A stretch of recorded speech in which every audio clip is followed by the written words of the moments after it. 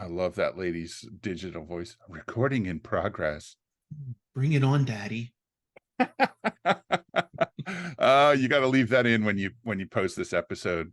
Uh, Hello, everybody, one and all out there in podcasting land. This is Wes and Andrew, and we are back with our third episode of the Different Strings podcast. Andrew, say hello to the whole world. So that's And the vibe of today. that's the vibe of today. We got started early. You wouldn't know it's middle afternoon because we're already acting like we're 3 drinks in. Before we get going, Andrew, please remind the listening audience of our social contact information. Absolutely. So please, please, please engage with us on Twitter at twitter.com/diffstringspod, youtube.com @differentstringspodcast. On Facebook, search for Different Strings Podcast. On Instagram, different.strings.pod. And please email us at differentstringspodcast@gmail.com. Send us your questions, your suggestions, your feedback, your ideas, your thoughts, coupons.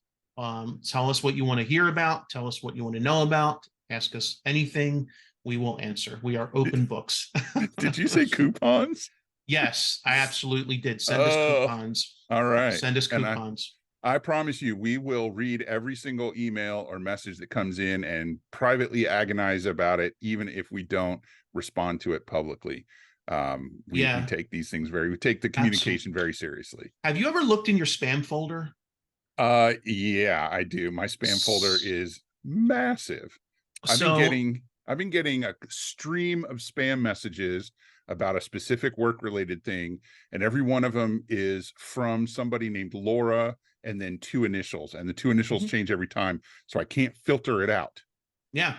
Well, so I asked that because I don't know I'm going to take you all on a journey, folks. This is completely off topic, but completely off topic. I like to pretend maybe I like to pretend that my spam folder contains emails for the alternate universe Andrew. Oh, okay. So they're not really spam. It's an Andrew that exists in a different timeline or a different universe. And let me tell you something, that guy's living a wild life. First of all, he likes his CBD gummies. Yes, right? He does. And unfortunately, though, he suffers from ED. And apparently he's game for pretty much anything. He'll take anything to solve it. Yeah. Now, despite the ED, there's a lot of hot women that want to have sex with him. Yeah. And they're willing to send him. It's all being funded by a Nigerian prince. That is true. I haven't heard from him in a while. After I sent him his third payment, he backed off. Yeah. His third payment was enough. Yes, I like to pretend that all that spam is for actually the universe, the alternate universe Andrew. And that guy's got interesting life. Nice. And I forgot to mention the topic or subject / title of the episode. And we're pitching this episode as an open letter to local music shops, and largely an open love letter because we're both fans of local music shops. So let's get into the appetizer today, Andrew. Now that we've all heard about your spam life in Bizarro Andrew world. Andrew world. Thank you. Yes. And we're going to tie this together with the rest of the meal today. And so I want you to tell me if you can remember, when is the last time you bought a piece of gear, anything, from a cable to a pedal to a guitar to an amp, whatever, in person. So here's the 2 parameters: in person from a local store. And when I mean local, I don't mean down the street, because Guitar Center can be down the street, but Guitar Center, I consider them a big box. No slam, just a big box. They're Best Buy, they're Circuit City, they're that for guitars. So in person, local, let's call it a mom and pop, even if that's not accurate. So when's the last time you did that? And if you can remember, because I'm sure it was a long time ago, what was it? It was a long time ago. And this one, it took me a while to remember this. And embarrassingly, it was 20 years ago. 20 years ago. So around of 2003. Actually, more than 20 years ago, because it was before my son was born. So it was actually 2001. So 22 years ago. Wow. Yeah. Now, I do not remember the name of the store, and it is distinctly possible they're no longer there. I tried looking them up to see if I could find. a name of the store. And the reason I don't remember them is because they weren't in Pennsylvania. I live in Pennsylvania. I live in the outskirts of Philadelphia, like the suburbs. Okay. Um, but at the time, I lived in Philadelphia, the city proper. And I drove from Pennsylvania to Connecticut, from Pennsylvania to Connecticut to buy a Paul Reed Smith Custom 24 in person. Nice. I drove there. I drove there for two reasons. I was nervous about it shipping because this was 22 years ago, and Right. internet buying of guitars was not as common as it is now. And I was concerned about damage. I was also concerned about, would it feel right? Would it play right? It was Yeah. not, I was not a Paul Reed Smith aficionado at the time. It was my first one. This was before the SE line. This was Okay. before the S2 line. This was, you could only buy core models, and they were very expensive, as And they still are. they didn't even call them core models. They just No, called them PRS guitars. right. But I knew I wanted a Paul Reed Smith.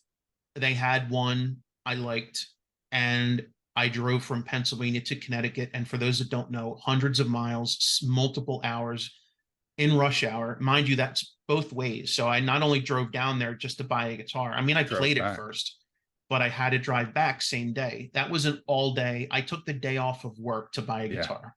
I'm Yeah, just saying. absolutely. So I did almost the exact same thing, although it was in 1999. So just a couple years before that. No, I take that back. It might have been 2000. I drove from Fairfax, Virginia, which is almost to DC, to Raleigh, North Carolina, to buy a PRS McCarty soap bar from a friend of mine's shop down there, that I can't even remember the name of anymore. It definitely still exists in a different format than it used to, but I've forgotten the name of it. But that wasn't the last time. So I did this a little more recently, okay. and I didn't technically, I didn't buy it. It wasn't new. Okay. The shop does sell new instruments. It's a place called the Zuni Trading Post, and it's in Zuni, Virginia. Okay. They sell, starter electric guitars and small amps, but they're most of their business is in higher end instruments, and they're used. So I traded a Les Paul for a Fender Rarities thin line Stratocaster with a rosewood neck. That was about 2 months ago. Okay. And it was about a 4-hour expedition round trip. It wasn't bad. But the last time So I bought two ends of the new, spectrum. Me 22 years ago, you just a couple of months ago. yeah, but that was a used deal, and it was a trade. So I didn't really buy anything.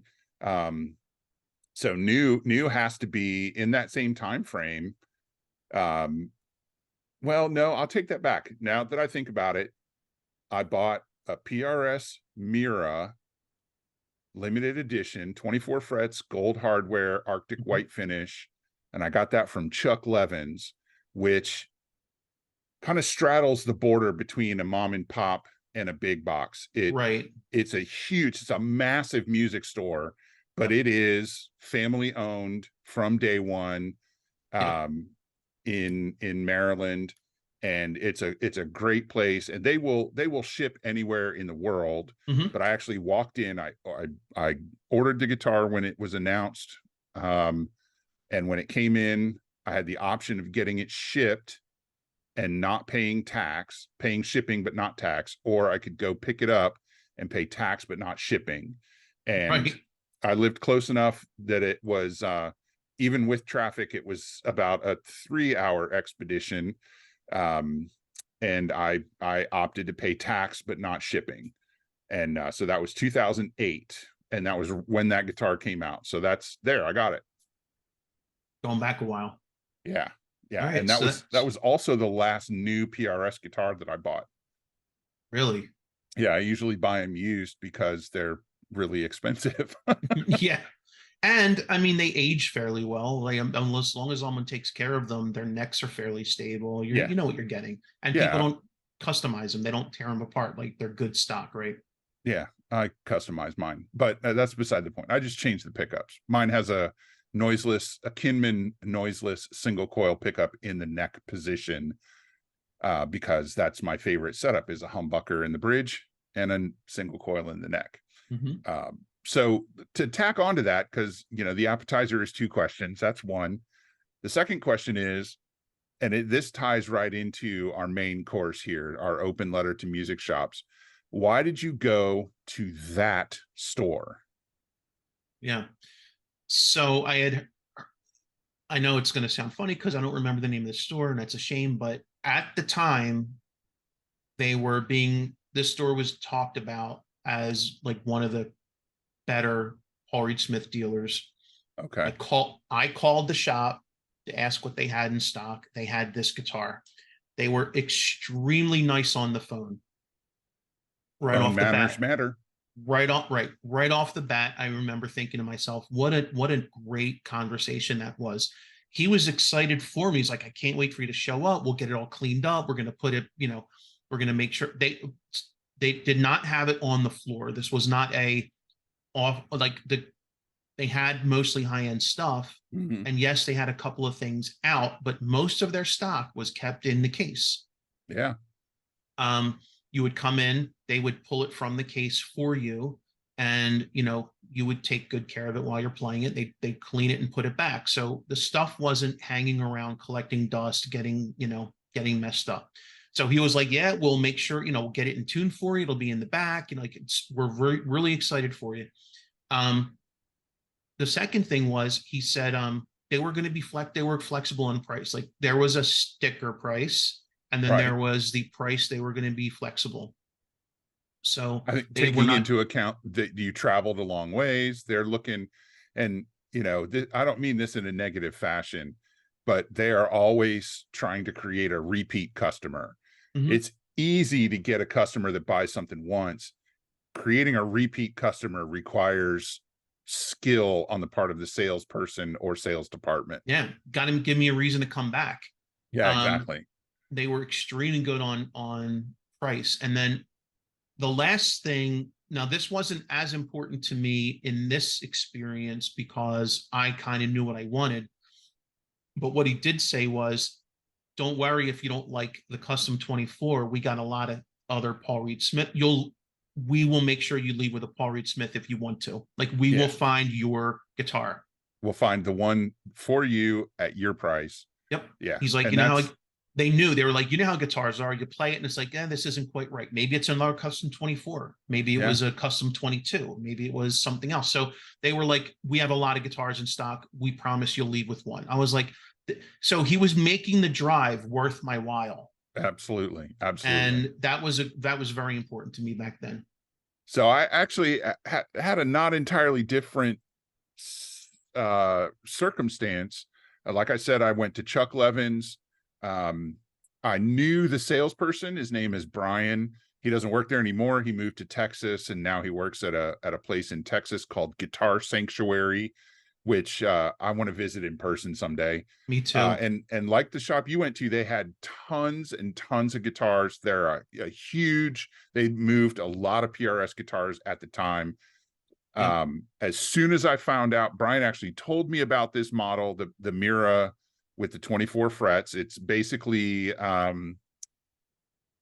look at it as kind of an SG, but a slightly different body shape, set neck, all mahogany with a rosewood fingerboard. So very simple guitar and very reasonable price especially for a PRS. I love a white guitar with gold hardware and locking tuners, even though it was a stop tail, simple controls, et cetera, et cetera. And so they had 2 people, me and one other person, who ordered one, and then they bought 2 for stock.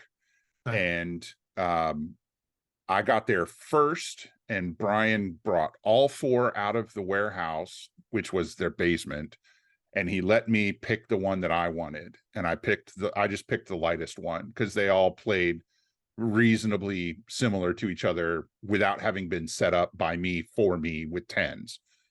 Right. So I just picked the lightest one, and that was mine. And he put the other 3 back in the cases.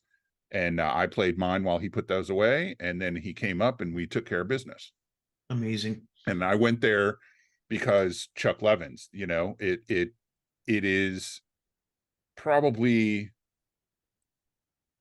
my favorite place that I ever went to buy high-end guitars and amps, because they had tons of selection, super knowledgeable sales staff. I've always felt heard, and I always felt like I got a good price. Maybe not the best price. I could have found it somewhere online for cheaper, but I got a good price that I was happy with. And number one, I never had a problem with anything I bought there. But number two, I feel like if I had, it wouldn't have been a hassle to either return it, exchange it, or get it fixed. Right. Yep. So there we go.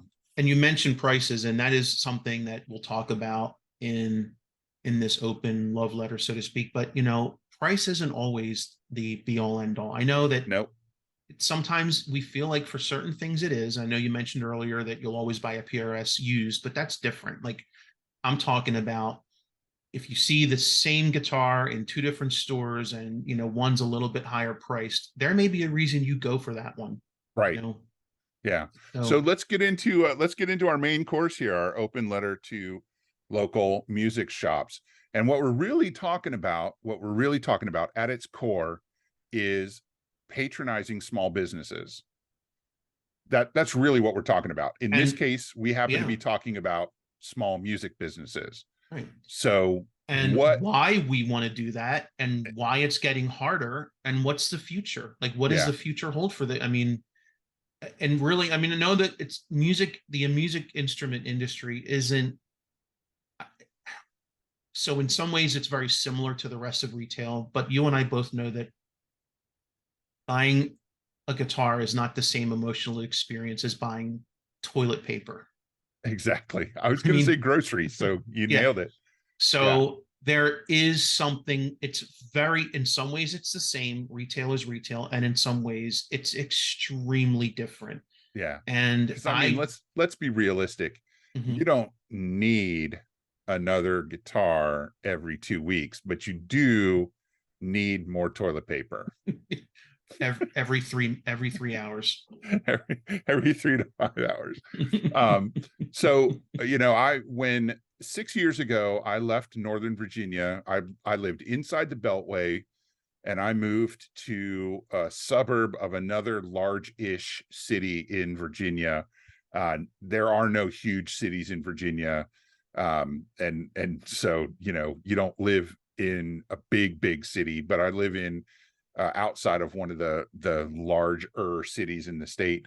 And I did it with the thought of changing my lifestyle away from large corporate entities and focusing my spending power as a consumer on local businesses, large or small, because a local business can also be large. Like Chuck's is a local business that is big. Right. But I'm talking about, I wanted to use the local grocery store. I wanted to use, the local this and the local that. And that proved to be a lot more difficult than I thought, because, small gas stations are not always awesome, in product or environment, or frankly cleanliness of the restroom. So in my area we have a chain called Sheetz, SHEETZ. I believe they started in Pennsylvania, so you may be familiar. We also have the Wawa, which I'm a Sheetz person, not a Wawa person. I don't drink coffee, so I don't care about how good somebody's coffee is. But Sheetz has good prices on gas. They have all the typical convenience store stuff. And it's a regional chain, so to me that's kind of big business, but it's also kind of local, because I am still supporting my general larger community. But I wanted to go to the regional supermarket, the local restaurants, not the chain restaurants. At that point in my life, I kind of gave up fast food, McDonald's, Burger King, that kind of stuff. I don't go those places. Even when I'm traveling for work, I try to find a local restaurant, and you can find, fast casual, I believe they call it.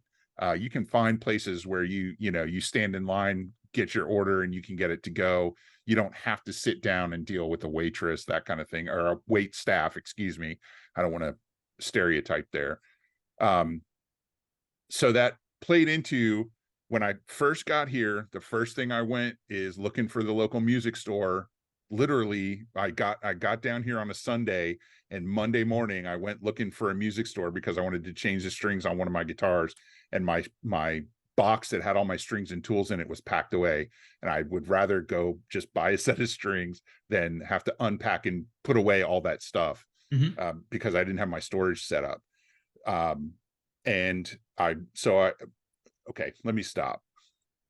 Let me back up a little bit, because I think I'm getting off topic myself. So I came up in a mom and pop music store. I lived in a place called Dale City, Virginia, which is just a bedroom community. It's a commuter hub for people who work in Washington, D.C. A lot of military. That's why we were there. At the time, in the mid 80s, it was pretty inexpensive. And once my folks settled on a house, they got a house, I could walk.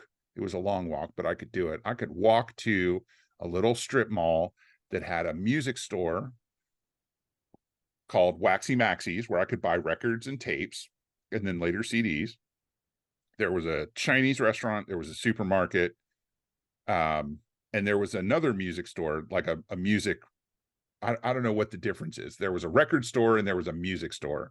And that music store was called Dale City Music. And the first day I walked in, I was probably 15 years old. I had just started playing guitar. I'd rented my guitar from a competitor across town, that my parents had to drive me to pick up the guitar. But I didn't want to ask them to drive me over there just to get new strings. And I didn't know how to change the strings on the guitar anyways, because it had a double locking trem. So I walked in the door with my guitar, and there was a grown-up, probably the same age as my father, behind the counter. And he said, "Can I help you?" And I said, "Yes, I need to change the strings on this guitar because one of them broke and I don't know how to do it." And he said, "Let me see what you got." And he put my guitar on this little pad on the counter, and he said, "This is what you need. It's going to be $4.95. And I said, "Great." I got, I think I had $10. I said, "Can you show me how to do it? Because I don't know how to change the strings." And he said, "I'm a little busy right now. If you come back first thing in the morning tomorrow," because it was summertime, "I can show you." I said, "What's first thing?" He said, 10 o'clock. I said, "I'll be here at 10:02. And I walked in the door the next day at 10:02, and he showed me how to change the strings. Wow. And gave me the 2 Allen wrenches that I would need. And that's when I found out that guy's name was Bob Parker. That was his store. He'd been running it for about 10 years at the time. And I'll just cut straight to the end. When I was 18, so that was when I was 15, 3 years later, when I was 18, he had a guitar teacher who spaced. I know guitar players that are unreliable, totally, shocking. Totally. And he had a full slate of Saturday students that were expecting guitar lessons. And he called me and he said, "If you want a job teaching guitar, you need to be down here in 15 minutes. Just like And that. I was there in 12. You had a job. I had a job, and I started teaching guitar because at the time it was a little bit of a struggle, but he assured me that day, Saturday, was all beginners. And as we got deeper into the schedule, he moved a couple of people around at first, but I very quickly realized I only needed to be about a week better than my best student,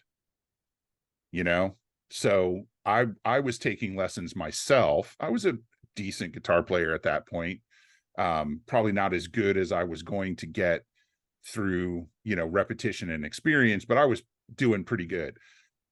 So I just made sure that anybody who came in that was really experienced went to one of the more experienced teachers. So I had a lot of beginners and intermediate players. Mhm. And I worked there for 12 years. I worked there from 1988 until Wow. 2000. And Bob became a surrogate father to me. And and good and bad, right? So, he treated me well, and he was hard on me too. And, I will never ever forget that experience. I had a pickup go bad, and I said, "Can you replace this pickup for me?" And he said, "No, but I'll show you how to do it." Whoa. And he showed me how to do it. I had never soldered a wire before. Right. But he sat there. We did it after work one night. The shop closed at 8, and we sat in the back in the repair area, and he walked me through it. Took about 45 minutes. I burned my fingers twice, pretty good once, as a matter of fact. And that led to him actually having me do repairs and setups and all that kind of stuff, because he didn't enjoy doing that. He was a drummer by trade, a retired Navy Vietnam era veteran, and he just did not enjoy working on instruments. But he was a good teacher, and he showed me how to do it. And then over time, as I got better, I became his guitar repair person and setup person. So sometimes when he would call me and say, "Hey, can you come in? I got 4 guitars to set up before lessons start at 4 p.m. or whatever it was." And so I would go in at 1 or 2, and I would knock those out. And there was a little bonus in my check at the end of the week. I got paid for my lessons and a little bit, but I never really made a lot of money at that job because I was constantly buying stuff. you know, which was great, because he would just let me take something. If I needed an amp, he would let me take it, and then I would work it off. So tell me that's going to happen at Guitar Center. Tell me that's going to happen at Sam Ash. Tell me I don't even think that would happen at Chuck Levin's, because they're such a high volume retailer. Yeah. And it wasn't just me. I saw him bring multiple people like me into his family. They supported my bands. They supported my family. When my parents split up, that music store was a safe place for me to go. I Mhm. could go there and I could be upset, and we would just sit there and play guitar. Although Bob liked Jimmy Buffett, and I don't like Jimmy Buffett, but he would play Jimmy Buffett songs because he loved to strum Jimmy Buffett songs. Mm. And you know that hits on a lot of things of why these local music shops are so important. It's not just about the sense of community or the sense of family. I realize with me that may be a unique experience, but you've got the personal service.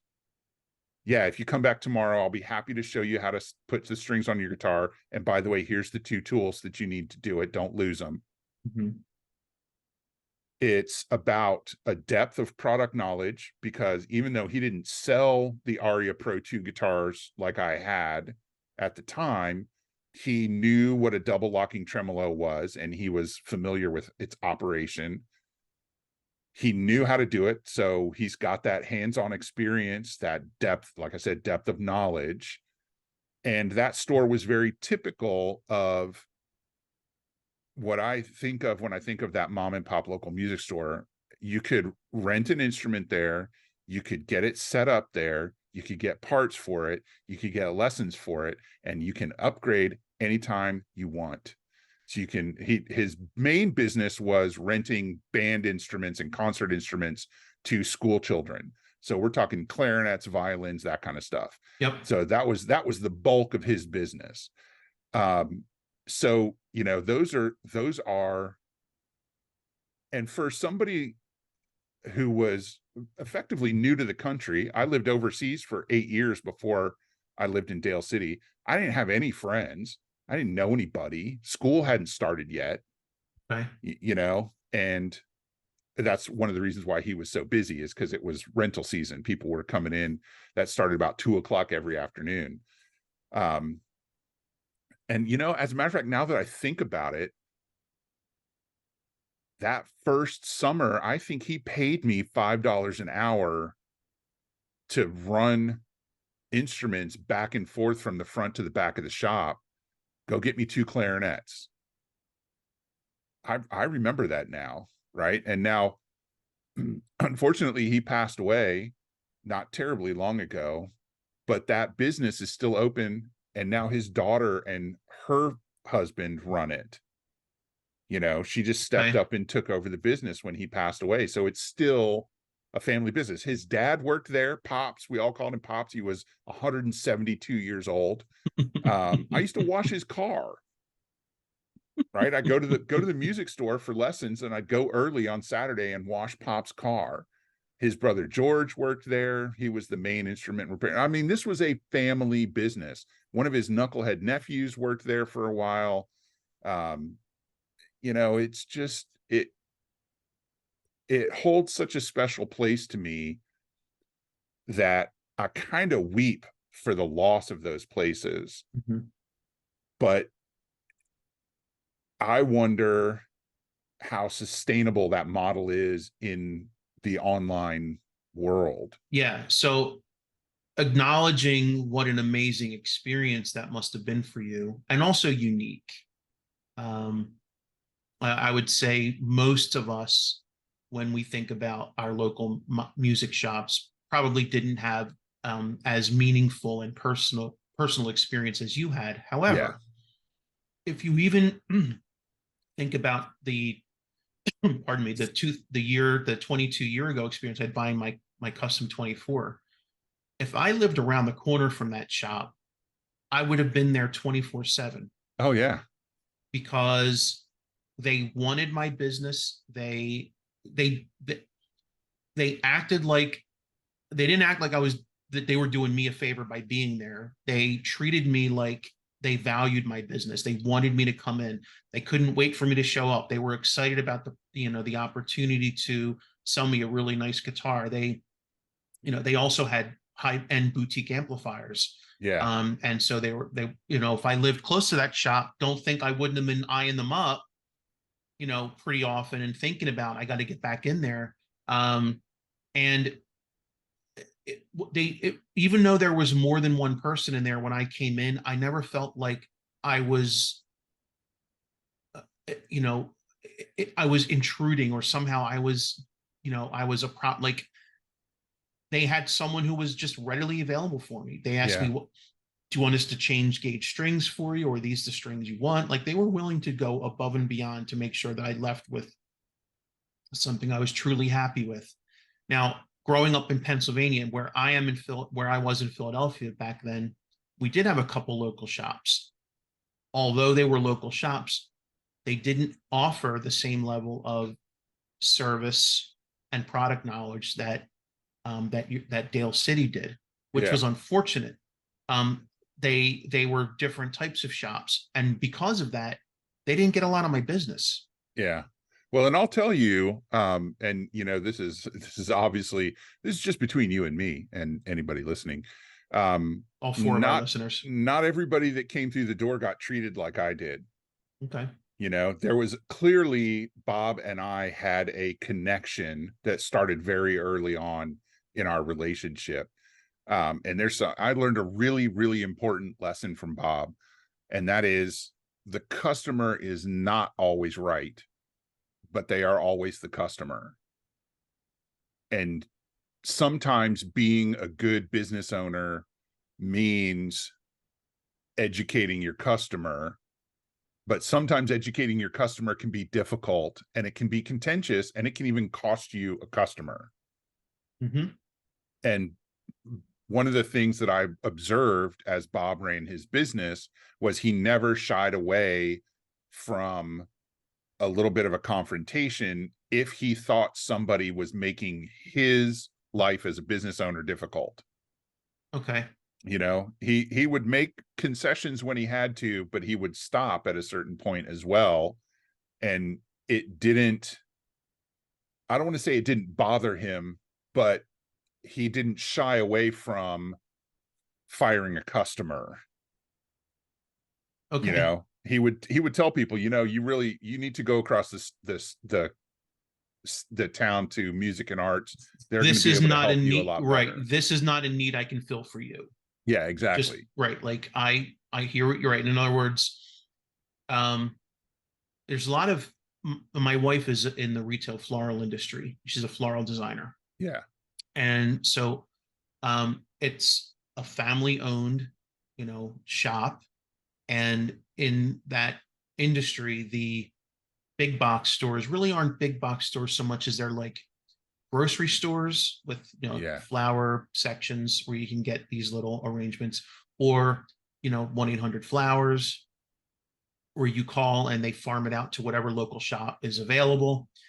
It's not the same as walking into my wife's shop, speaking with my wife, the designer, who's going to Uh-huh. be making your arrangement for your like wedding, let's say, or prom, and having someone say, it's all about you. What can I do for you to make you happy? And like, oh my God, I'm a princess.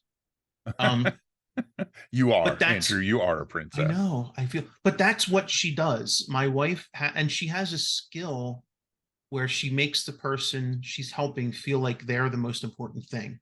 That Yeah. is a skill. On the flip side, she also has a skill where she may have to tell someone, I'm sorry, but this is what we do. Case in Yeah. point, after COVID, well, during COVID, stock got a little weird. Like they couldn't get everything they used to get. Yeah. They Yeah. couldn't get it as fast. They couldn't get it in as many colors. We have what we have became a thing. So she would get calls and they'd say, well, I really want this. Okay, we really don't have that, but we can get you something close. And so sometimes people heard that and sometimes they chose not to hear it Not and so come much. not so much hearing it, right? And so, now she's really good at saying, well, we definitely don't want you to be unhappy, but we can only do what we can do. Like we can't turn back the hands of Father Time and make this color available. Like we can only do. She's so sometimes she's good at that too. And what you said about firing a customer, she has said on more than one occasion, something more along the lines of, I'm sorry, this is the best we can do. I'm willing to give you your money back, but this is what it is. Yeah. I can't. So I think in the music industry, it's the same thing. Some people expect, for example, like to haggle. And sometimes they'll haggle and come out with a price that's just very unrealistic for that business. Yeah. And they Yeah. have to, Absolutely. like, in my wife's shop, they do the same thing in flowers, but different. They'll haggle into a price. You'll say, look, I can't do that, but I know we're a little more than the other shop, but here's what you're getting for that. You're getting this personalized service. I'm making you the most important person right now. You're not going to get that if you go across the street to Guitar Center. You're just Yeah. not. Number two, I actually know about this product. They don't. So when something happens to this, you can bring it to me and I can help you with it. They Yeah. can't do that. And then here's the other piece that sometimes they forget about. It's not just about the product itself. It's about what happens after you buy it, right? So who's standing behind that? Yeah. And it's more important for me to know that, especially with guitars, look, they've gotten so expensive. I don't want to think, honestly, if something goes wrong with a Fender Strat, I don't want to even have to deal with Fender. I want to Right. deal with who I bought it from. I want them to have an opportunity to make it right. And I trust that someone in a small shop that cares, like it's not just something they do, it's their life. Yeah. Guitar Center is owned by a venture capitalist group or something along those lines. Like, Dale City was owned by Bob Parker and his family. They care. Like they Yeah. genuinely care. Like this is our livelihood. We want you to be happy, but more importantly, we want you to be a good customer, and like we want to help you and we want to build the community. That's so critical. And to your question, can that business model, how could that business model be sustainable in a global economy? Yeah. Right. Yeah. I know in the early days of the internet, um, you know, I remember when they set up the first web page and it was a little cheesy and you couldn't buy anything off of it, but it broke down all the services. It told you everything that you could have done or get done at the store. Mm-hmm. It, listed the cost of, renting a clarinet and that kind of stuff. Pictures of the different instruments that you could get there. And, one of the things that I always, initially, it didn't strike me, but once I'd been there a few years, I kind of realized it. Basically, when it came time for me to upgrade my instrument, I couldn't get what I wanted at my store. And more importantly, because Bob wasn't a dealer, he couldn't get it either. Right. So Okay. he wasn't a Fender dealer, and I wanted a real American Fender Strat, and he couldn't get one because he Yeah. wasn't a dealer. Well, and that's something I want to get into in Yeah. a second. So, but go So ahead. So, I had to go up the road to another. Once again, it was a larger but still local business called Veneman Music, mhm. a Maryland business that had one smaller store in Virginia. And I went there and I bought my first American Strat. Um, and then I remember being disappointed that I couldn't get it at my store, but Bob explained to me there were a lot of reasons why he wasn't a Fender dealer. They had a high buy-in at the time. You had to spend X tens of thousands of dollars to get any Fender guitars. Mhm. And then you had to take instruments from across the lineup. And he said, honestly, here in Dale City in 1990, he said, I'm not selling enough American made Strats or Telecasters to warrant the buy-in to be a dealer. Said max I might sell 2 to 10 a year, because this is not that Wow. kind of community. But he said the guitars that he did carry, which were the, $200 to $300 to maybe $400 equivalent now, back then they would have been 1 to 200, maybe 250. He sells those guitars 2 or 3 a week because that's the budget for the people that live there. Yeah. He knew his market. He didn't have a bunch of tube amps because tube amps were expensive. What he had was Crate. Crate was solid state. Crate was inexpensive. It was sturdy. It was durable. And they had a lot of choice. You could get something that rocked hard. You could get something that played clean, and you're good. And they were relatively inexpensive. So, when I wanted a tube amp, when I wanted a Marshall, once again, I had to go somewhere else. Right. You had to go somewhere else. Yeah. So let's get into what happened, what changed, when once the internet became the clear avenue, the future of sales in general. Yeah. I'm not even commerce in general.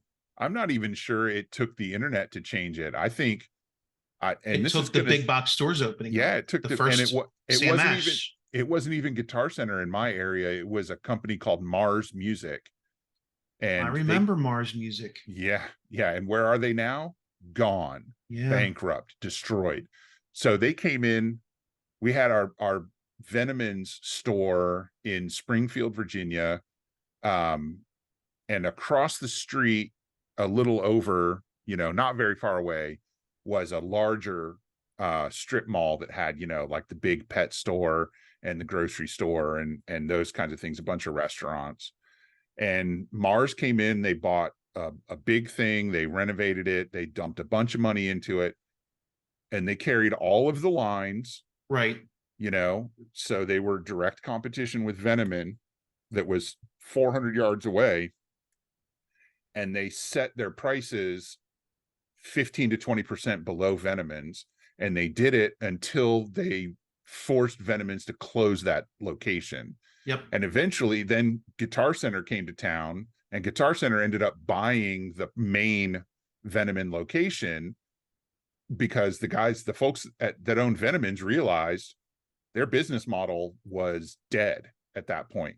Yeah. They simply did not move enough product to get the discounts they needed from the manufacturers to sell at prices that were competitive with Guitar Center and Mars Music. So Mars Music came in, closed out, drove the Springfield location out of business, and then 2 years later, Mars went out of business itself. And now Venomins is gone. Yeah. Yep. You So know, for us, I believe, so we had several local shops that Cineoli's, Jerry's in Philadelphia. And then the first Sam Ash opened up. And the difference between walking into a local shop where they had a few guitars, a few pedals, a couple of amps, we had never seen a guitar that cost $5,000, $4,000. Never yeah, even saw one. It didn't even exist. That was yeah, something rock stars got. All of a sudden, Sam Ash opens, and they have, here's the wall of Les Pauls made in the USA. Here's the wall of Fender Strats made in the USA. Here's the wall of Signature Ibanez.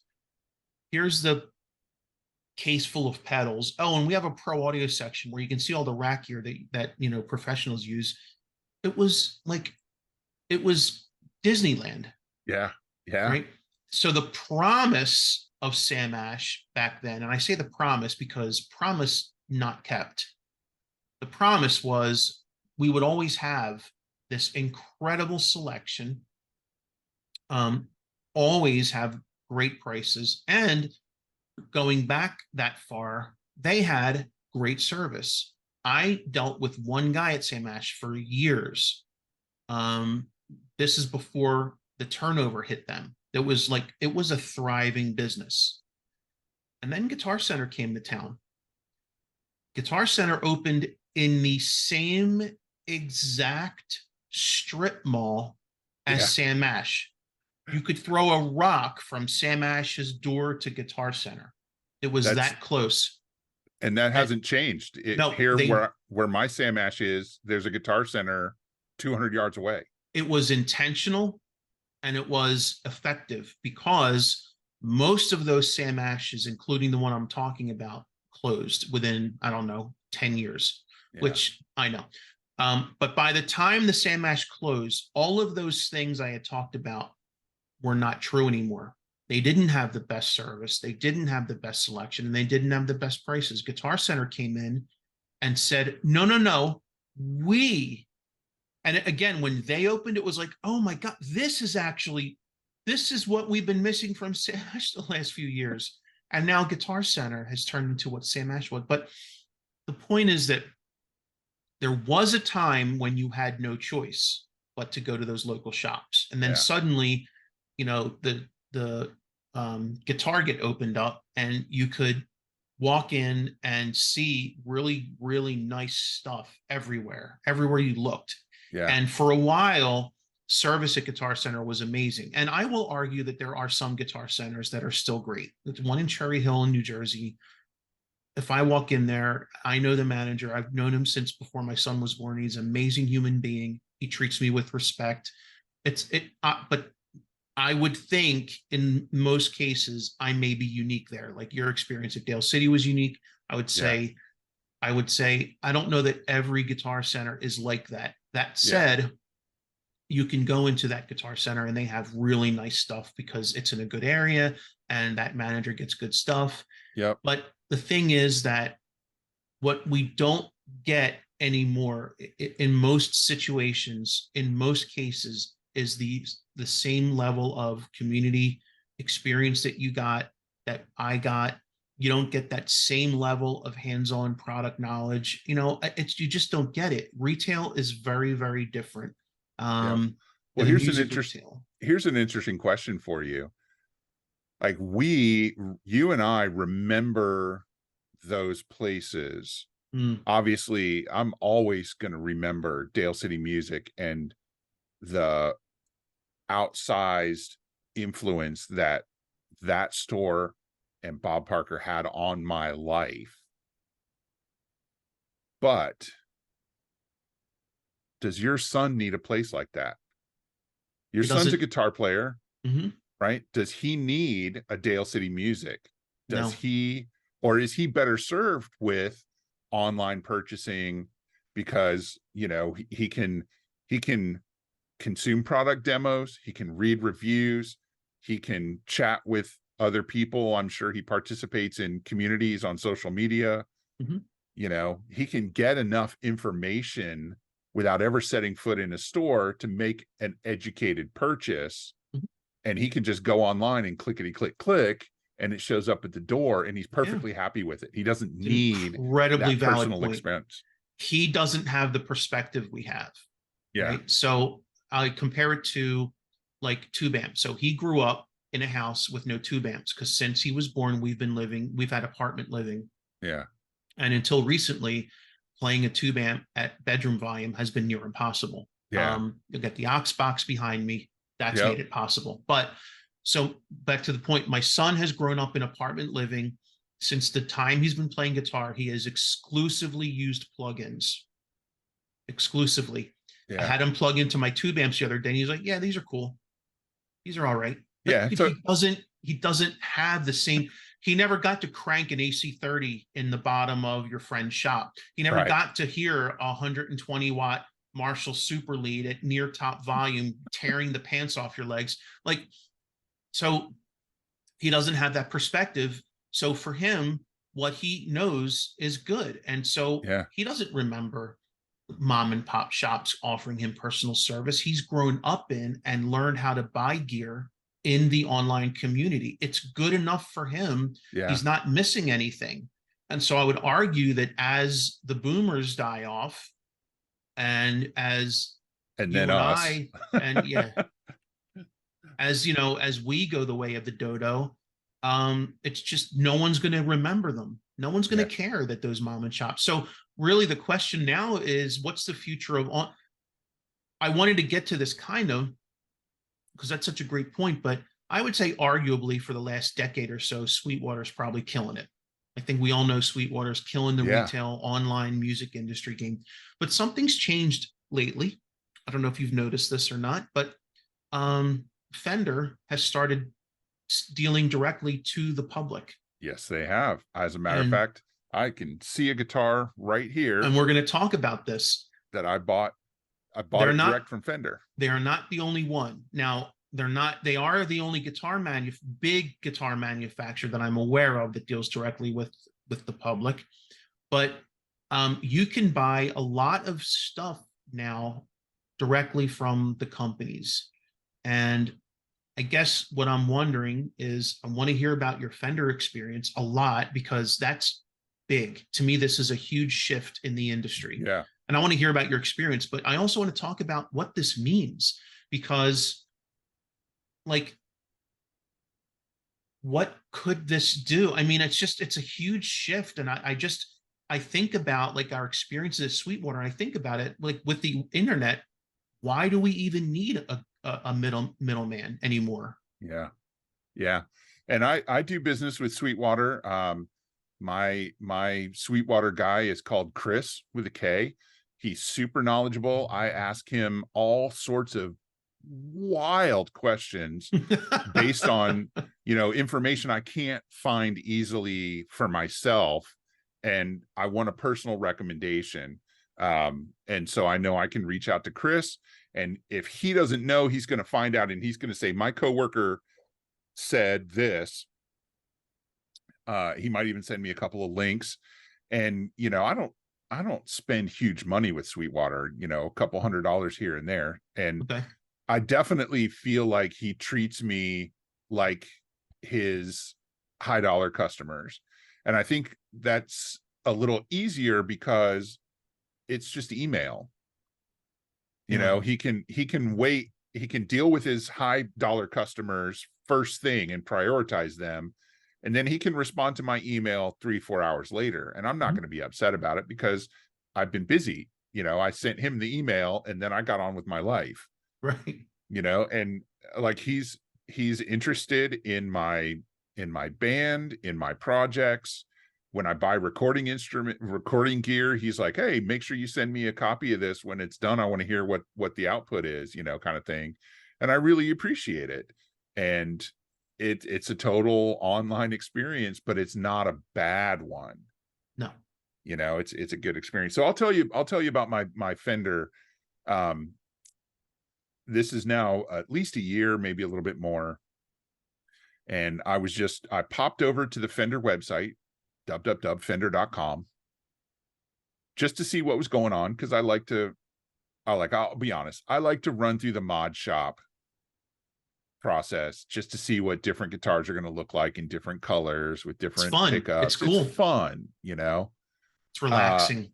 Yeah. And I saw on the front page of Fender.com, George Harrison Rosewood Telecaster reissue.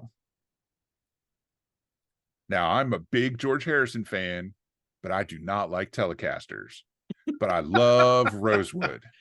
You don't like I Telecasters? don't like Telecasters. That's a topic for another episode. I It don't like sure is. Telecasters. But I love Rosewood. And from what I could tell from the specs, they addressed the number one complaint about these George Harrison Telecasters, which was his weighed 13.5 pounds Yeah. because it's Rosewood. Yeah. So they semi-hollowed these guitars, Mm. and now they weigh like normal guitars. So heavier wood, but there's less of it, but it still looks like a regular guitar. And I thought, if I have to have a Telecaster, and I am of the opinion that you kind of have to have a Telecaster.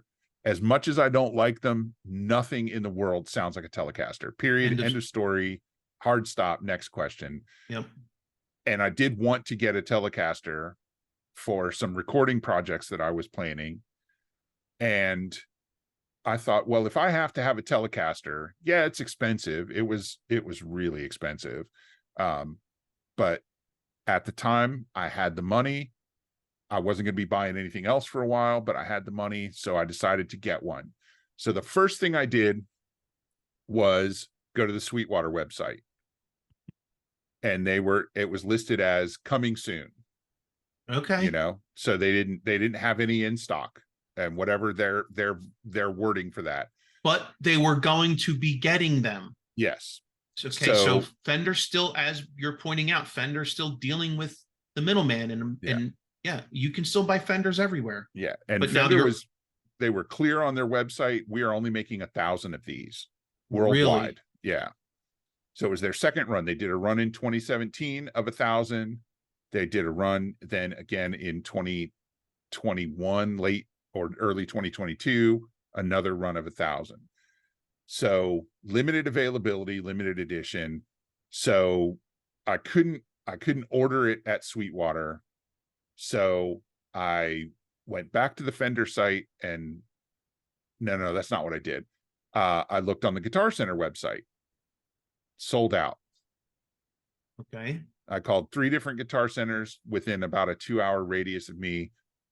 One said, we're not getting any. The other said, we've already sold our allotment. So then I called the smaller stores, and I got farther and farther out. And then I ran out of ideas. So I went back to the Fender site to look and see if there were any dealers that I had overlooked. And I went to the page for the George Harrison Rosewood Telecaster, and it said, add to cart. Oh, so you weren't even expecting to be able to buy it at that point? I figured I'd missed my chance because I didn't find out about it until literally the day they released it. Okay. And I said, what the hell? You know, I got a credit card. So I hit add to cart.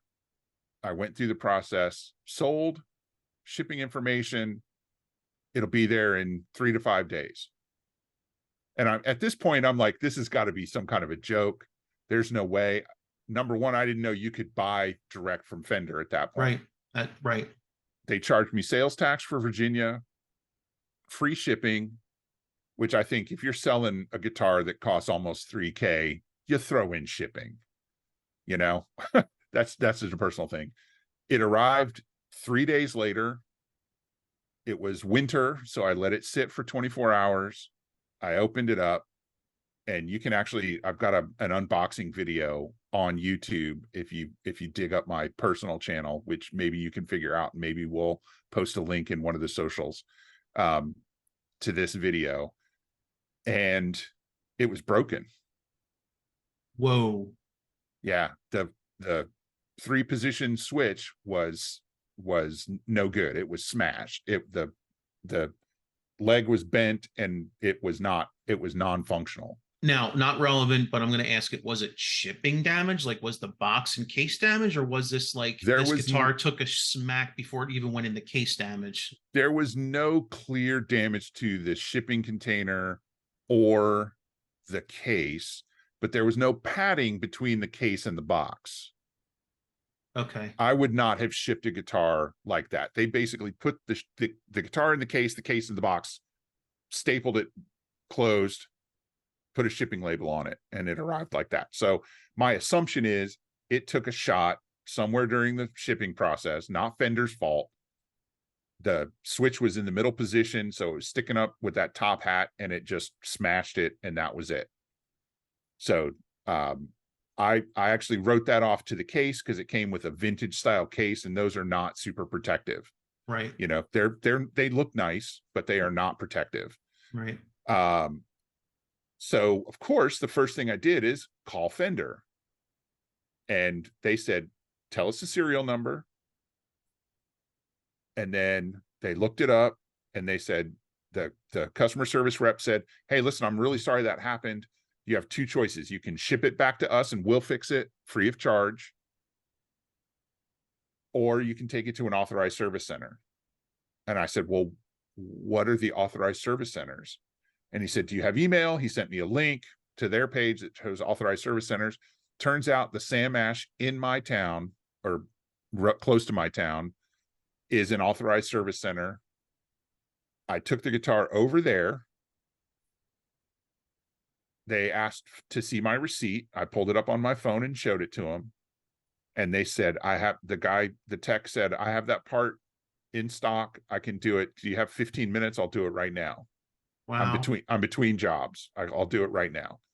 And I handed over the guitar, and he replaced the 3-way switch. He said he needed to keep the original one to send back to Fender because it was a warranty repair. Yep. And that was it. I walked out of that place in 20 minutes, and I bought a pedal because I had 15 minutes to kill while he was fixing my guitar and I was looking around. So I bought a pedal. Now I don't take my guitars to Sam Ash for work, but I would. And now I know they're an authorized Fender service center. So anything I have new that's Fender, I would take there. And I asked the guy, I said, "Listen, you don't care that I didn't buy it here?" He's like, "Nope, we'll work on anything under Fender warranty. They pay us for it. It's not a big deal." Right. You know, because I was concerned they'd be like, "Well, you didn't buy it here. We're not going to fix it." But he said, "Nope, it's a Fender program. We're an authorized service center. It's not a problem. Here you go." Oh, well, that's cool. I didn't even have to sign anything, you know, in and out in 20 minutes. And it cost me $64 and tax for the used pedal that I bought. Oh, that's hysterical. You And know, you got, and the guitar was basically like new at that point. Yeah, exactly. And it's been a fantastic guitar. If I got to play a Telecaster, it's the one to play. And, you know, the experience, although I was certainly disappointed that it was damaged in shipping, I can't lay that on Fender, Right. other than putting it in what I consider to be a crappy case and not putting any packing material between it and the box. So I did, I take that back. I bought more than a pedal. I also ordered one of Fender's new cases. Interesting. While I was there, they're plastic ABS cases that are super protective, and I got it there, free shipping. I paid Virginia tax, of course, and they drop shipped it straight to my house. I had it 3 days later. Okay. And so I took the original case that it came in, and I put it under the futon in the basement so I don't have to look at it, but it's not gone. If I ever decide to sell the guitar, I have the original case, which is important to those people.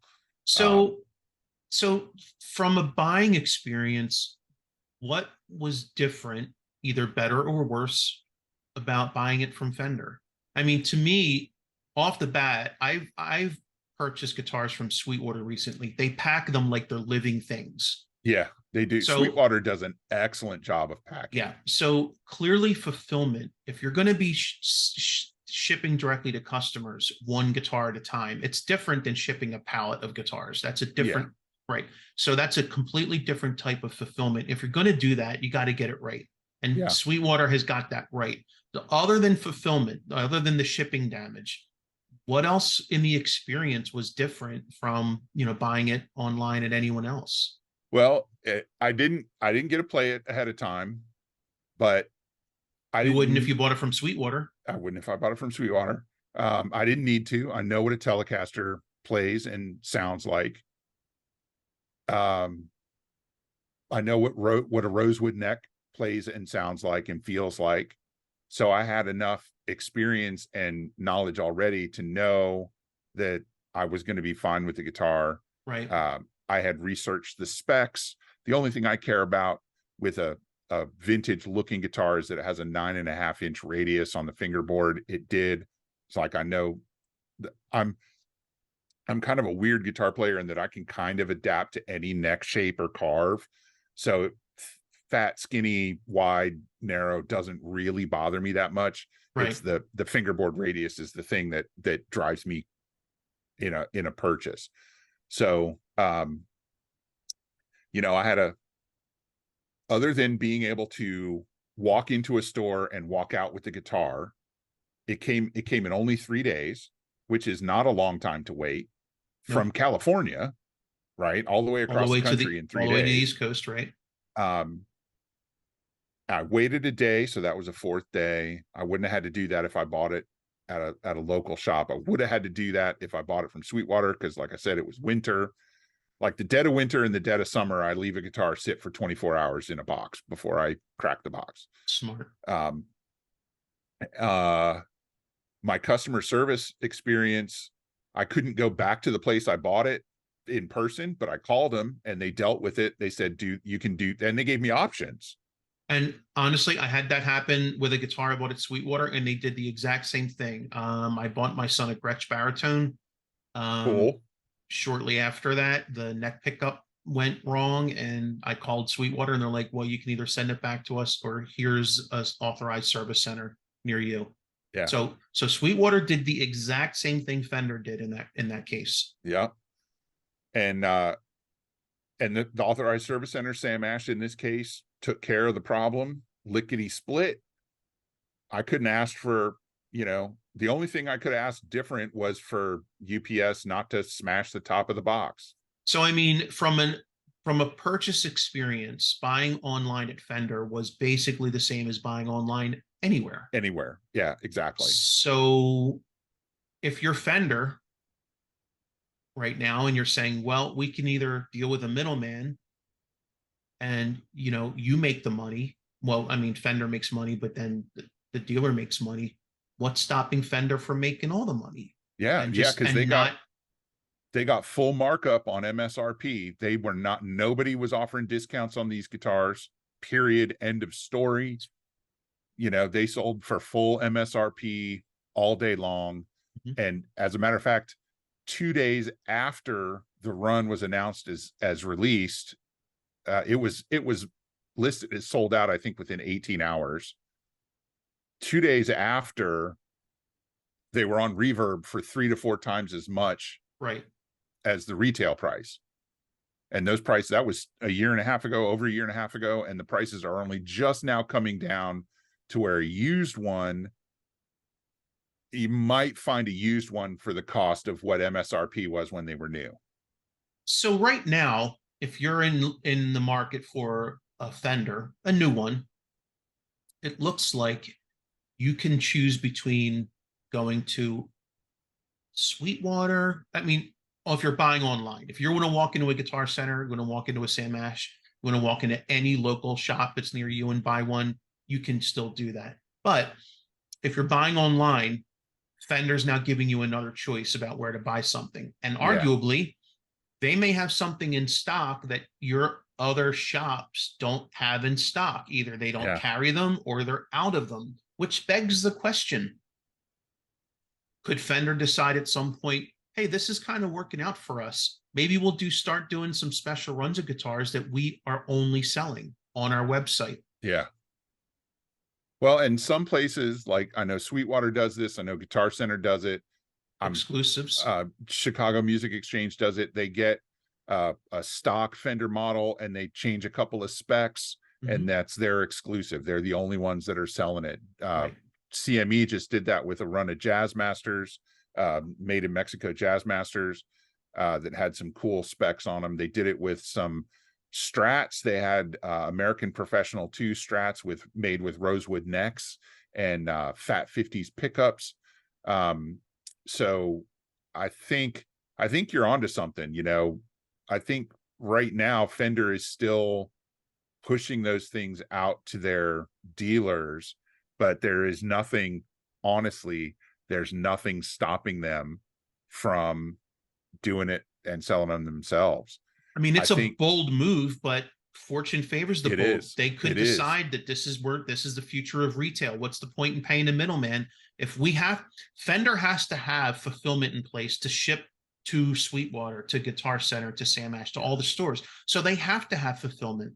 Why don't they just use those facilities to ship to you instead? Yeah. There's nothing stopping them from doing that. And from my years working at a small local music store, I kind of know how markup works and dealer discounts and things like that. And of course, it's all based on scale, but you figure dealer cost is dealer cost. How much it costs to make the guitar, that's Fender's, buy-in.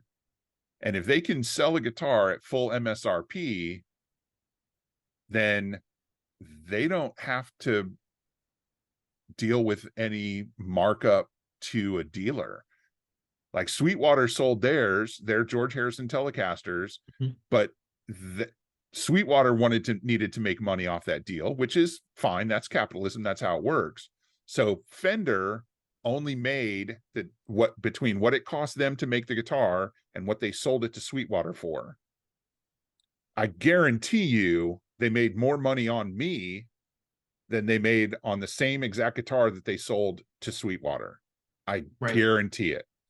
Well, and you just Sweetwater mentioned then made less money as well because they had more than Fender had into it, and they sold it at full MSRP. So they only made the difference between what they paid and what they sold, which is the exact same price that Fender sold it directly to me for. Well, you just mentioned scale, and so that begs the other question. If Fender is dealing to the customer directly, can they really afford to not sell to resellers? Because what do the resellers do? Buy in scale. Yeah. So Sweetwater and Guitar Center and Sam Ash are not buying one Strat. Nope.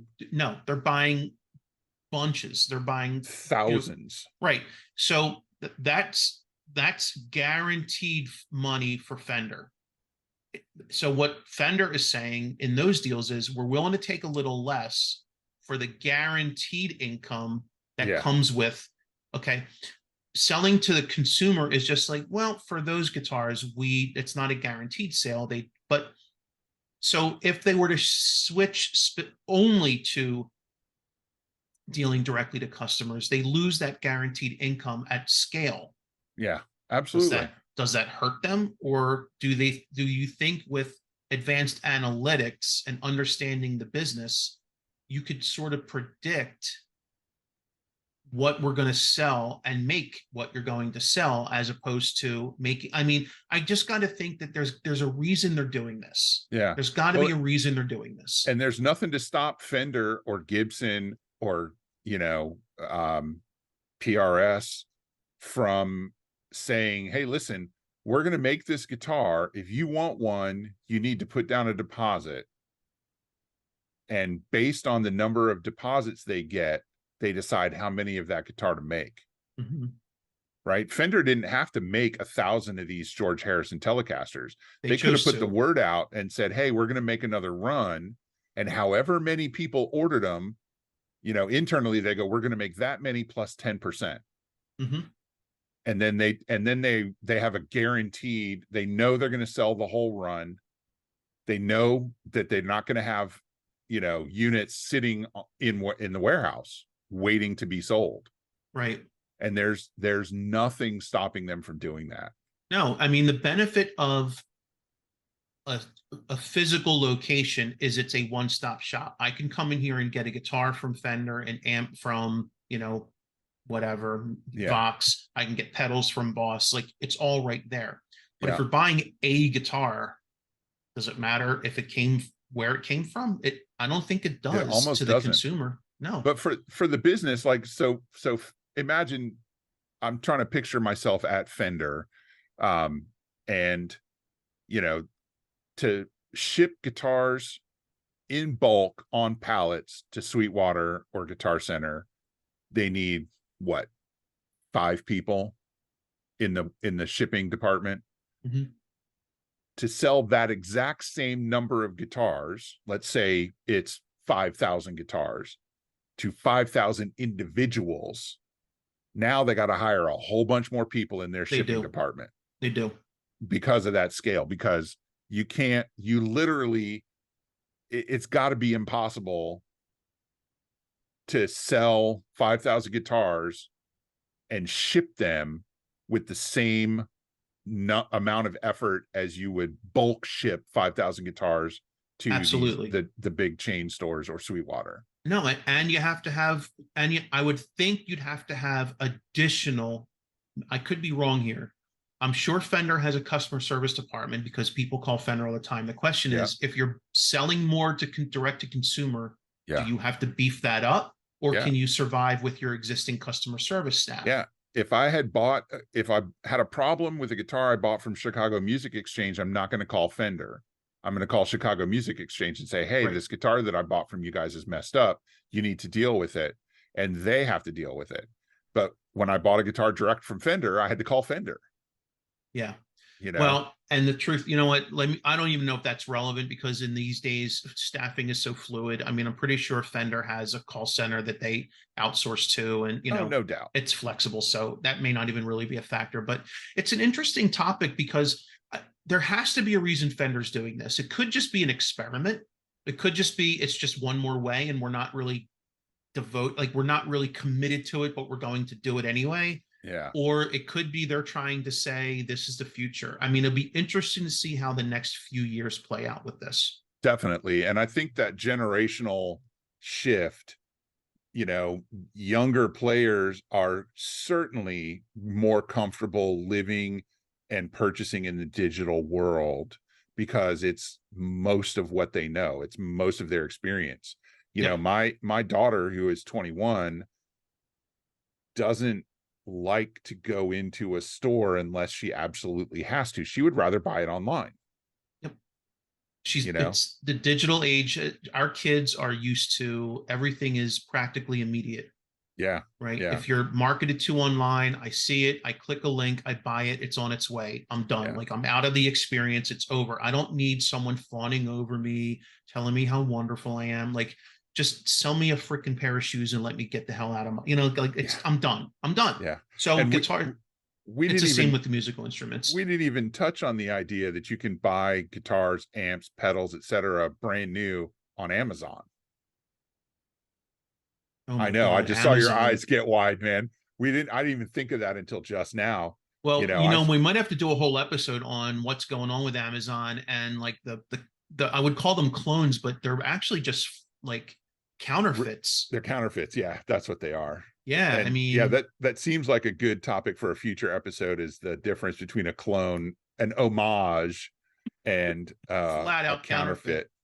And does where it gets manufactured determine that thing? If you make it in the United States, it's a clone. If you make it in China, it's a counterfeit. And I'm not saying that's a fact. I'm just saying maybe we need to dig into that. Yeah. So unfortunately, as the era of the mom and pop music store, I don't want to say draws to a close, but seems to be narrowing. The sun's going down. Yeah. Though, as those shops go, many of us find ourselves with fewer options for local purchases, or even no options in a lot of cases. Yep. And one of the things I think that's going to do is it's going to eliminate any option of getting things at a discount, because you know it's not going to be too much longer before all of the guitar companies have to institute MAP, or minimum advertised pricing. Yep. And if that's what it says online, a lot of people are just going to click buy now and not call and see if they can get another 5 or 10% off. That kind of Think thing. think of what that's going to do to the used market. Yeah. Oh, that's a whole nother episode. And I am willing to, now I paid full MSRP for this Telecaster because it was unique and I wanted it, and it was limited edition, right? There's no reason to discount an LE guitar, but I am in general still willing to pay a premium of, let's say, 10 to 15% to support a local business when I can, because I know they got bills to pay too, and I want them to be there in the future when I need them in a short situation where, I need strings right now because I'm out and I got a show tomorrow and I can't wait for the Amazon truck to drop off my strings. I gotta go. It's just getting harder to do so. And that's the shame of this. And that's really why I wanted to do this episode, to talk about, not only did you and I grow up in an era when the local shops made a difference, but like they still can make a difference, but we seem to be losing our ability to even shop local when it comes to the MI industry. And it's kind of a shame, because it's like a little niche that it's going to go away, and it'll be what it'll be. And I think one of the things that we've teased out in this episode is it's really only a shame for us, because it's and let's say guitar players maybe 8 to 12 years younger than us who came up in a similar situation, so guitar players under the age of 30 probably don't care that the mom and pops are going away. Yeah. So I think we've examined that probably as deeply as we can, which means it's time to move on to dessert. And here in episode 3, in our Music That Matters section, Andrew, it is your turn to choose the album, and you picked a doozy. So tell us about it. Yeah, thank you. So I've been looking forward to this for a while now, and my pick for Music That Matters this week is Fishbone's Truth and Soul from 1988. Fishbone, one of the most fun band names to say. Fishbone. Fishbone. So there's probably a bunch of people listening, maybe like 2 or 3, that when they heard Fishbone, Truth and Soul were like, yeah, damn right. And then like a lot of people were like, who, what? So, and that's kind of the point. So I want to take you back to 1988, and I'll explain how I was introduced to this album and why it matters to me. And then more importantly, like what Fishbone did for music in general. So 1988, this is pre-grunge, but like post hair metal. We're in that transition stage again. I think you had referenced that stage last week with Traveling Wilburys. We're in this now. Fishbone's first release was actually 1985. They had Party at Ground Zero, which was an awesome song. Awesome. What a great band name, or album name too. Right. Party at Ground Zero. Party at Ground Zero. Right in the middle of the Cold War, when we're all scared to death of dying in a nuclear holocaust. Party at Ground Zero. Yeah. That's right up there with Tonight I'm Gonna Party Like It's 1999, the millennial changeover. So anyways, sorry. So Party at Ground Zero comes out, and I mean, it was a pretty good song. It was a great song, and it didn't get them a lot of fame, but it put them on the map. And then they released In Your Face not that long after. But it was Truth and Soul that got them, I think, their first video, if that I recall. And their Freddie's Dead, to get a cover of a George Clinton song. I think it was George Clinton. That's a cover? Freddie's Dead is a cover? Yeah. Oh, no. I'm trying to remember who did it, though. I don't think it was who I said it was. Hold on. I'm going to look it up now. Curtis Mayfield. Curtis Mayfield, that's the one. Okay, I was The thinking of the same wrong. guy that did Superfly. Right, Curtis Mayfield. So yeah, so Freddie's Dead was a cover of a Curtis Mayfield song. I had no Um, idea. yeah, and they led with that. They led with that song. But anyway, so again, pre-grunge, post hair metal and glam metal, and here drops ska and a punk, and in some cuts, dare I say, metal. Like, Yeah. so if you don't know, Fishbone are all African American, right? And they their songs are, most of their songs, very upbeat, a lot of punk influence, a lot of ska, reggae, and really, thanks to Kendall Jones, the guitar player, a lot of rock and even a little hint of like metal. And it was this lineup, the lineup that existed until Truth and Soul, because the next album they got John Bigham, who was a Miles Davis sideman, and he's a great guitar player. But once it's this lineup, um, that was magical, in my opinion. Yeah. And this album, first of all, horn section. Their Dude. bands didn't have horn sections in 1988. Not yet. No, not yet. They didn't. And bands didn't have bass players that could pop and slap and funk. Not yet. Not yet. And they didn't have that energy. Fishbone would jump around on stage like lunatics. Angelo Moore was a psychopath on stage. They were so much fun to watch. Fishbone was the reason, I don't want to get into it yet, they were the reason I went to Lollapalooza. They headlined. Awesome. That's how big Fishbone got for like a minute. This album is such an amazing, and really this album was when they started leaning into their social commentary. Yeah. The songs are about drug addiction, broken families, inequality. Like Fishbone was coming out. Like this is Fishbone becoming Fishbone. Okay. This album is so perfect in every way. Every song is different. There's harmonies, there's horns, there's funk guitar, there's rock guitar, there's in the pocket drums, there's amazing musicianship, there's soulful vocals, Chris Dowd and Angelo. I mean, I could talk about an acoustic ballad. And an acoustic ballad at the end. Yeah. I mean, so what this does to me as a guitar player is huge. Up until now, it's all hair metal. Yeah. And Alice in Chains had just hit the scene very recently with their first album. This was not grunge. This was still hard rock. Okay. Oh yeah. That first Facelift was a metal album. That was not a grunge album. That was a metal album. No, bingo. It was not grunge.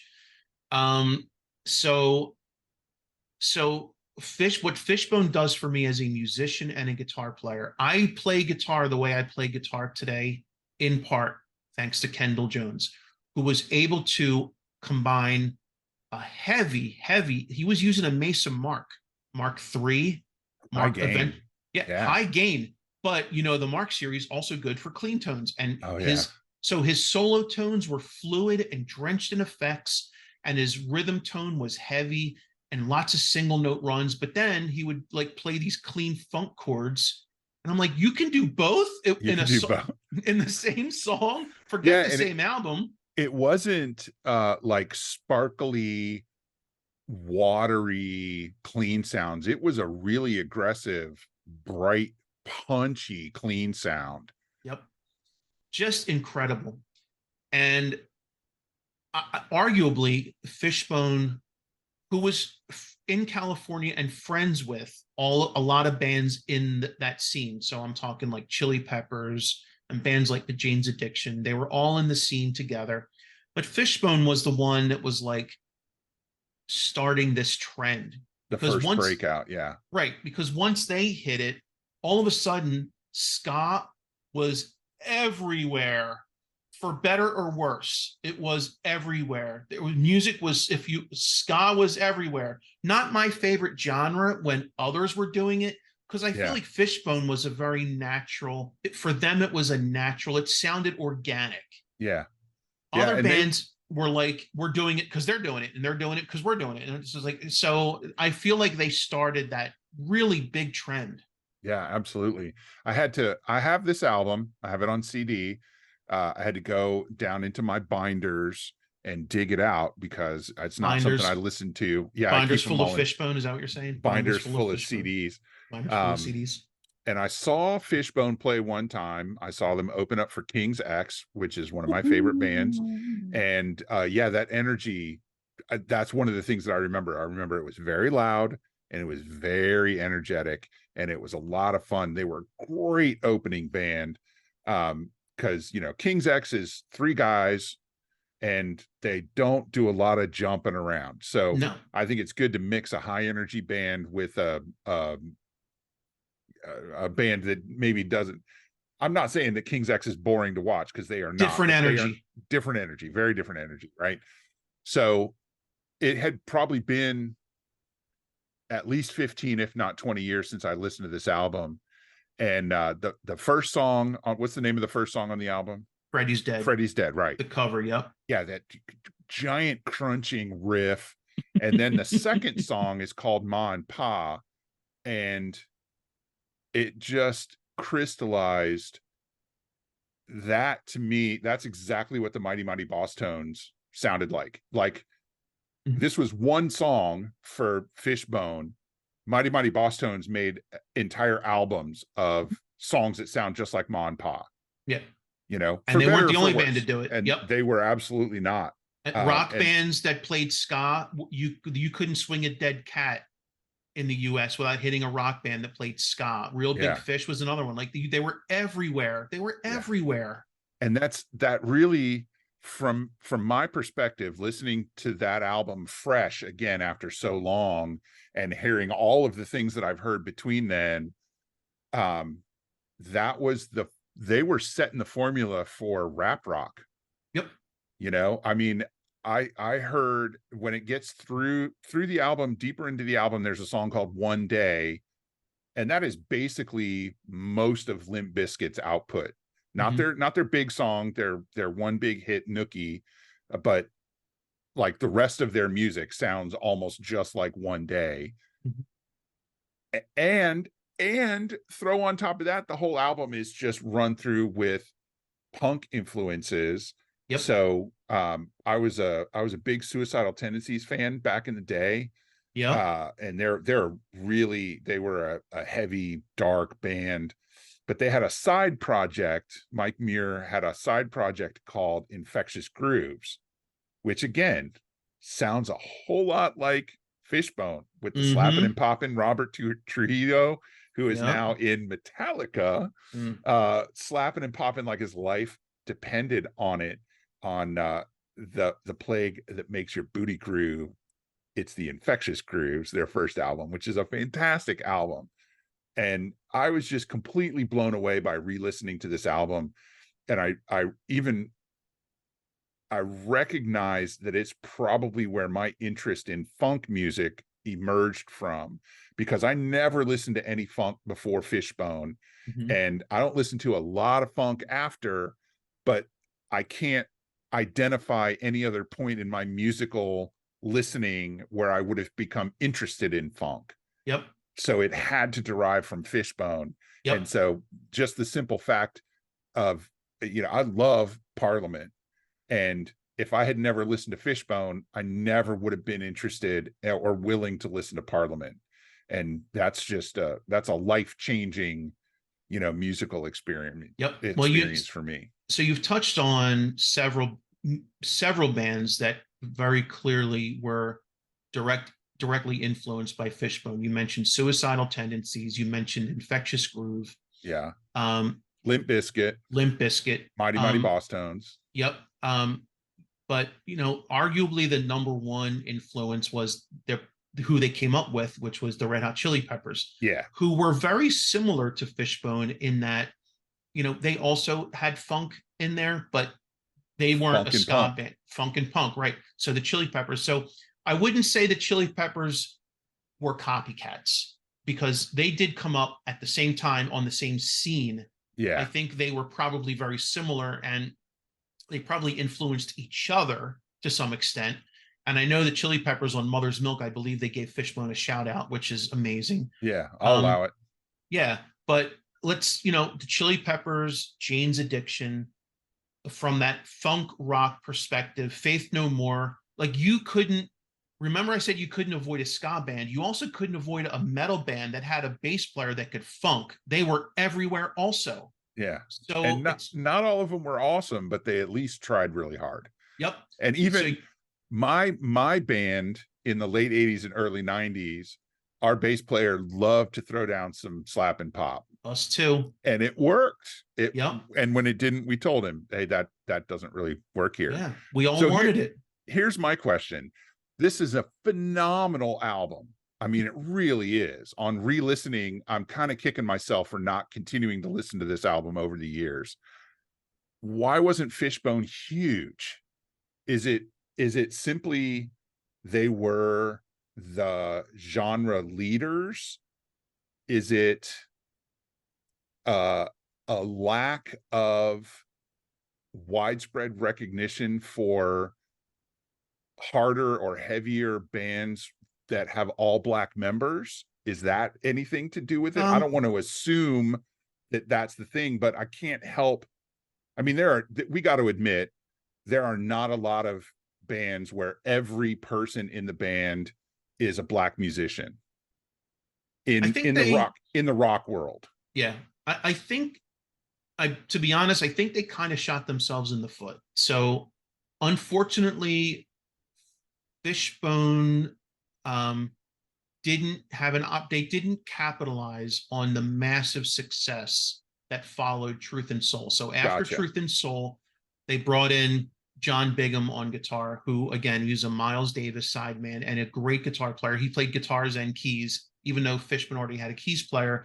He also played horn. So it's like everyone multitasked in Fishbone. Right. They released The Reality of My Surroundings. Arguably, my second favorite Fishbone record and one of my favorite albums of all time. Reality of My Surroundings is amazing. If you haven't heard that one, highly recommend that you give that one a listen, because it's like Truth and Soul on steroids. Gotcha. Okay. Now, they had two massive hits from that album. Everyday Sunshine, which was a very upbeat, happy-go-lucky, like super cool. I don't know, like it's Everyday Sunshine is like just a popular, it sounds like a pop song. And then Sunless Saturday, which starts off with the crazy acoustic intro and launches, basically it's a rock song. They had two hits from that album. Neither one of them were ska, funk, maybe a little punk. I'd say you could call Sunless Saturday a little bit of punk. They did an SNL gig. They did a hit on SNL, and they did Sunless Saturday with that same Fishbone energy. It was ridiculous. They were doing Lollapalooza. They looked like they were on top of the world at this point. They had, the videos for Everyday Sunshine, and they had the SNL gig. They had the Lollapalooza. They had nowhere to go but up. It's at this point that drama sets in. So Kendall Jones quits the band, and rather suddenly, and they believe, someone in the band believed he was abducted by a cult. Now, this was pre-internet, so no one really knows for sure, but the belief was that Kendall joined a religious cult. I believe he did become religious, whether it was a cult or not. But someone in the band, I believe Fisher, one of the guys in the band, believes Kendall's been abducted and tries to get him back, and it goes bad. It goes bad. He actually gets charged with attempted kidnapping. The charges get dropped. Oh, no. Long story short, they lose Kendall. Right. And like I said, Kendall was one of the original members and a big part of their sound. Fishbone was never the same. Number one, the album they released after The Reality of My Surroundings, Give a Monkey a Brain and He'll Believe He's the Center of the Universe. First of all, long title. It's great, though. no hits. The album is terrible. It's like Fishbone with no direction. Gotcha. And what Just happened, scattered. Sony wanted them to lean into the Sunless Saturday sound Sure. Because because Sony that wants was to make money. right. Sky going nowhere, which it didn't. Look what happened to Ska. Lean into that sound, and the album has like this heavy. Remember what happened after 1990? Grunge is out. Yeah. Yeah. Fishbone is not grunge, No. but Sony's like, be grunge. So this album is Fishbone clearly out of their element, not happy with themselves. They're not leaning on their strengths. Kendall leaves. It's just not good for them. And so they never really, in my opinion, they never fully recover from this. And if you look at their Wikipedia, they begin this revolving door. Chris Dowd leaves, again, original member, huge part of Fishbone sound, and they just never really recover. So they didn't capitalize. And I think part of it is Sony's fault. Sony drops them. Sorry, you didn't sell like we thought you would. But Sony also tried to make Fishbone not Fishbone. They tried to make Fishbone a grunge band, and they were not a grunge band. And in my opinion, again, who knows for sure, people didn't want Fishbone to be a grunge band. There was enough of that. Yeah. But I just feel like they didn't stay true to themselves for that record, and I think it hurt them. And they never really fully recovered. Well, and I think you can, as a band, you can survive lineup changes if somebody in the band has a strong direction. But if you're all going in the same direction, right? People can come and go. Yeah, but if you don't have that situation, then it's a lot harder to survive lineup changes. And you know, when I think of